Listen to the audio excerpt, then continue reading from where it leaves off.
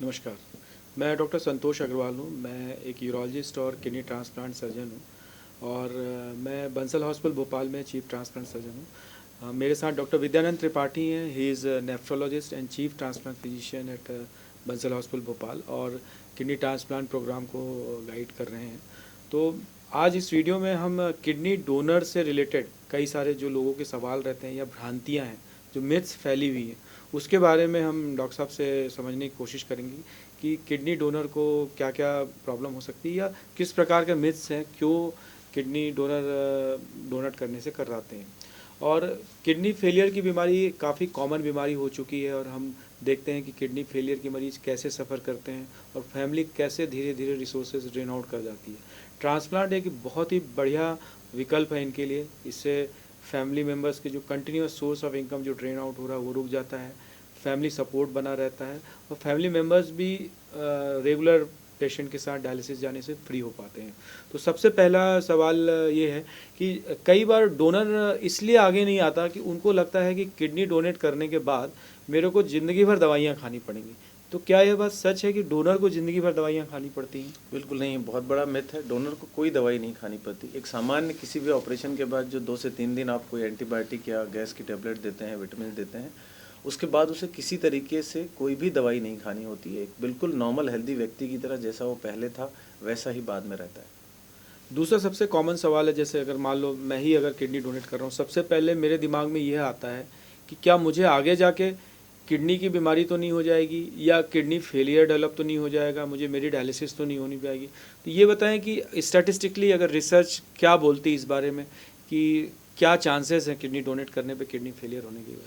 देखिए, मैं एक बहुत बड़ी रिसर्च को कोट करूँगा जिसमें 15 साल तक सभी डोनर्स को फॉलो किया गया। और उस रिसर्च के एंड में ये था कि आफ्टर 15 ईयर उसको किडनी फेल होने की संभावना एक नॉर्मल पॉपुलेशन से भी कम थी। हालांकि इसका मतलब ये नहीं कि किडनी निकालने से किडनी हेल्दी रहती है। इसका मतलब ये है कि ज़्यादातर डोनर हेल्दी डोनर्स होते हैं। अब जांचों में बिल्कुल परफेक्ट पाए जाते हैं तभी उनको लिया गया है। और आम पब्लिक में बहुत को डायबिटीज़ है, बहुतों को बीपी है, हार्ट की बीमारियाँ है।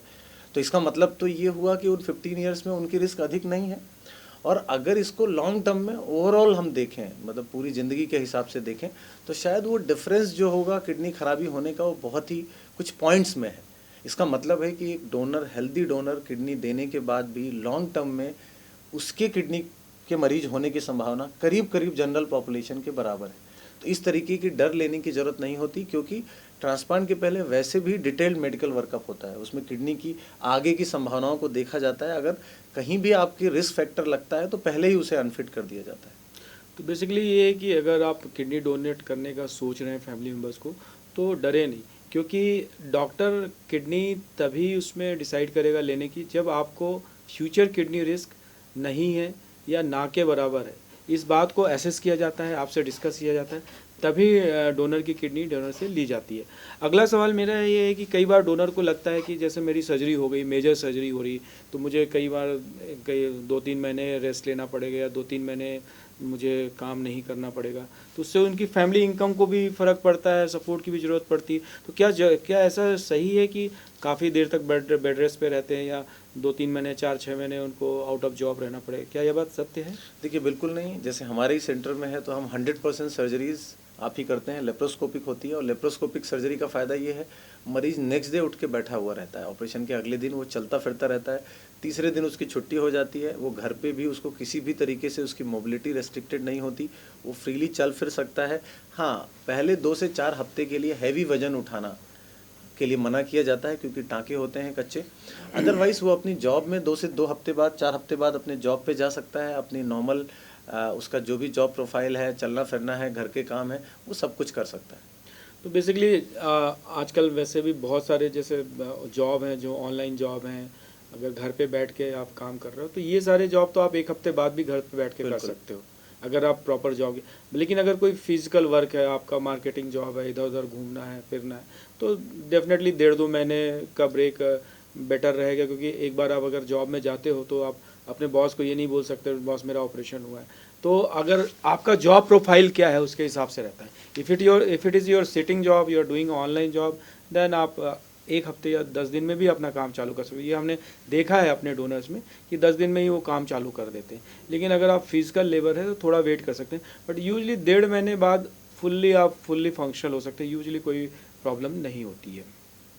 अगला सवाल ये है कि जैसा हमने ऑब्जर्व किया है कि इंडिया में most of the time female donors होती हैं। बिल्कुल ठीक है, या तो वाइफ होगी, हमारा भी या डेटा सिस्टर यही है। होगी, हाँ तो ठीक है, या मदर होंगी। तो जो यंग जो डोनर होती हैं रिप्रोडक्टिव एज ग्रुप की, उनका सवाल ये रहता है कि जैसे वाइफ है, ठीक है, तो क्या वो प्रेग्नेंट हो सकती हैं कि नहीं, कि मतलब रिप्रोडक्शन में प्रॉब्लम तो नहीं होगी? तो इसके बारे में थोड़ा बताएं। देखिए बिल्कुल भी नहीं, क्योंकि आपके शरीर में 2 किडनी है, एक किडनी निकलने के बाद भी आपका किडनी फंक्शन नॉर्मल है।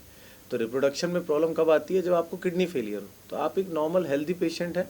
ऑपरेशन के बाद कुछ दिनों के रेस्ट के बाद कुछ समय, एक पीरियड होता है जहाँ डॉक्टर प्रेगनेंसी के लिए मना करता है, क्योंकि एक पोस्ट ऑपरेटिव फेज़ होती है। उसके बाद आप बिल्कुल नॉर्मल तरीके से आपकी प्रेगनेंसी हो सकती है, आप डिलीवर कर सकते हैं। इस तरीके की कोई भी समस्या होने की कोई संभावना नहीं है। एक और भी ये भी सवाल है, कई बार क्या होता है कि हमारे साथ भी हुआ है कि अपनी वाइफ को वो डोनेशन के लिए लेके आ गया, और वाइफ यंग है, 30-35 साल का। उन्होंने अपने मदर और फादर के बारे में सोचा ही नहीं कि वो डोनेट कर सकते हैं, क्योंकि वो एज ज़्यादा है या कुछ प्रॉब्लम है। तो ये भी एक भ्रांति होती है कि जिनकी एज ज़्यादा है वो डोनेट नहीं कर सकते। बिल्कुल। हालांकि मैं ये नहीं बोल रहा हूँ कि मतलब बूढ़े आदमियों को ही किडनी डोनेट करनी चाहिए, बट एक ये काफ़ी रिस्ट्रिक्शन होता है कि मन में कि कैसे फादर मदर उनको कुछ प्रॉब्लम तो नहीं हो जाए। तो क्या ऐसा है कि कोई एज लिमिट है डोनेशन की कोई? ऐसा बिल्कुल नहीं है। देखिए 18 से 65 साल, 18 की उम्र तो इसलिए बनी है क्योंकि लीगल कंसेंट 18 के बाद होती है। तो 18 साल से ऊपर का कोई भी व्यक्ति डोनेट कर सकता है, और डोनर की कोई अपर एज लिमिट नहीं है। हाँ, 18 से 65 साल को कई रिकमेंडेशंस एक हेल्दी डोनर मानते हैं। 65 साल तक, 70 तक बहुत आसानी से हम ले लेते हैं, क्योंकि हमारे पास कुछ ऐसे टेस्ट होते हैं कि हम समझ पाते हैं कि उनकी किडनी देने लायक है कि नहीं। तो ऐसा सोचने का ऐसा कोई डर का कोई कारण नहीं है। हाँ, कई बार जैसे आपने जो सिचुएशन बताई कि वाइफ है और पेरेंट्स हैं, हम पेरेंट्स को प्रीफर करते हैं। इसकी 2-3 वजह है। भले वो किडनी वाइफ की तुलना में उसका जीएफआर कम है। इसकी वजह है कि अगर पेरेंट्स ने किडनी दी तो पहली चीज़ कि उनकी बची हुई लाइफ की रिस्क बहुत कम है, क्योंकि उनकी रिमेनिंग लाइफ अगर ऑलरेडी 65 ईयर है तो उनकी रिस्क कम हुई। दूसरा फ़ायदा, अगर फ्यूचर में कभी सेकेंड ट्रांसप्लांट की ज़रूरत पड़ती है तो वाइफ कल भी डोनर की तरह आपके लिए तैयार होगी, लेकिन पेरेंट्स तब शायद नहीं होंगे या बहुत ओल्ड होंगे। इसलिए ओल्ड डोनर, पेरेंट डोनर के लिए हम काउंसलिंग करते हैं कि आप प्रेफर करें कि उन पर पहले जाएँ। सही। तो बेसिकली डॉक्टर साहब ने जैसे बताया कि अगर कोई यंग पीपल दे रहा है तो उसके बजाय ओल्ड आदमी अगर डोनेट करता है तो उससे फ़ायदा ये होता है कि ओल्ड पीपल को किडनी डिसीज़ या किडनी फेलियर होने का रिस्क बहुत कम हो जाता है। क्योंकि अगर मान लीजिए अगर 60 साल का व्यक्ति किडनी डोनेट कर रहा है तो उसको फ्यूचर किडनी फेलियर का रिस्क बहुत ही कम होगा, क्योंकि उसकी लाइफ ही करीब अगर इंडियन स्टैंडर्ड से जाए तो 20-25 साल की बची। लेकिन वही अगर 20 साल का आदमी डोनेट कर रहा है तो उसको अभी और 60 साल जीना है, 70 साल जीना है। तो जो रिस्क ऑफ एक्सपोजर है कि कितने लंबे समय के लिए किडनी डिसीज़ हो सकती वो ज़्यादा होगा। तो डेफिनेटली अगर एज ज़्यादा है वो डोनेट करे तो बेटर रहेगा, बशर्ते कि कोई सर्जिकल कोई कॉन्ट्राइंडिकेशन नहीं होना चाहिए, कोई ऐसी बीमारी नहीं होना चाहिए जिससे सर्जरी का रिस्क बढ़ जाए। तो ऐसी बहुत सारे मिथ्स हैं जो किडनी डोनेशन से जुड़े हुए हैं। मुझे लगता है कि काफ़ी कुछ हमने कवर किया है, और इसके बावजूद भी अगर कुछ सवाल रहते हैं तो हम हमेशा इंकरेज करते हैं कि आप ओपीडी में आएँ और सवाल करें, या आप अपने जहाँ भी दिखा रहे हैं उनके नेफ्रोलॉजिस्ट से या यूरोलॉजिस्ट से आप बात कर सकते हैं। Thank you. Thank you.